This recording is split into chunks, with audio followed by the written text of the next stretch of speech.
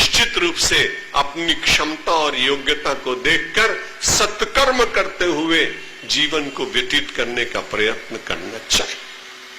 आप ये सोचें कि नहीं साहब, गरीबी तो बहुत बुरी चीज है, जरूर होगी, रोटी कपड़ा मकान मिलना चाहिए, प्रारंभिक वस्तुएं मिलनी चाहिए, लेकिन महर्षि वेदव्यास जी तो कहते हैं, कह रहे एक आदमी को आप सब दे दो।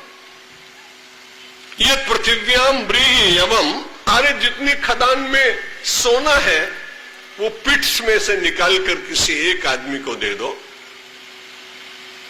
और ये सब मिल जाए, पूरा अनाज मिल जाए, पूरा धन मिल जाए, पूरा सोना मिल जाए, सारे संसार की रूपवती महिलाएं मिल जाए, और फिर उस आदमी से पूछो पर्याप्त है? वो कहेगा पर्याप्त तो है, लेकिन थोड़ा और हो जाता तो अच्छी बात है।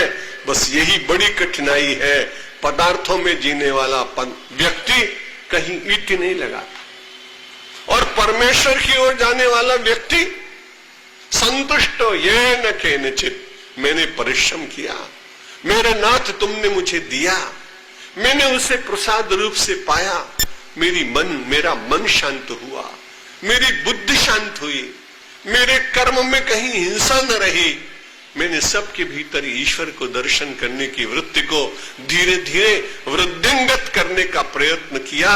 ऐसा शांत मानव समाज में एक आदर्श पुरुष जब खड़ा होता है तो जिसके पास पदार्थ होते हैं वो सोचता है कैसा अच्छा है, वो उस समय अपने मन में समीक्षा करता है कि इसके पास कम है लेकिन ये शांत बात।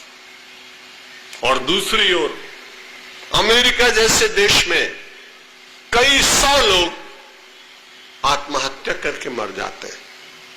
एक प्रश्न आपके सामने समुपस्थित कि रोटी कपड़ा मकान वैभव कार बंगला ये सब कुछ प्राप्त होने पर यदि व्यक्ति सुखी हो जाता हो तो अमेरिका जैसे देश में उन भाई बहनों को आत्महत्या क्यों करनी पड़ती?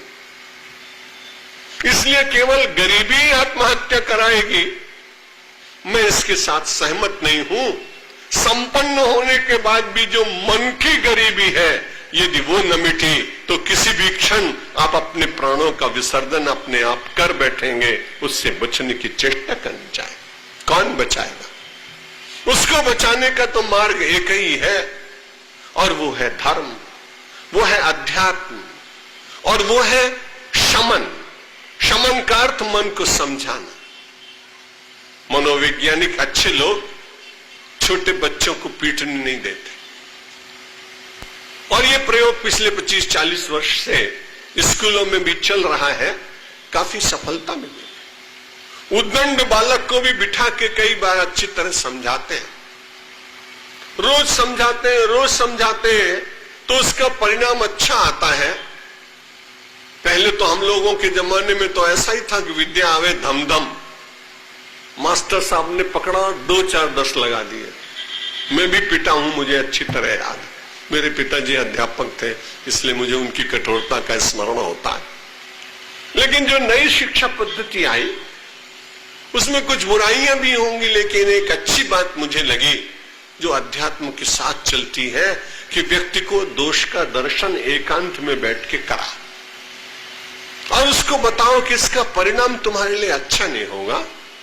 यदि आप उसे रोज रोज इस बात को प्रेम से समझाएं तो निश्चित रूप से उसका मन आपकी वैचारिक हैमरिंग से, आपके वैचारिक बारंबार प्रयोग करने से उसके जीवन में निश्चित रूप से परिणाम आएगा और परिवर्तन होगा।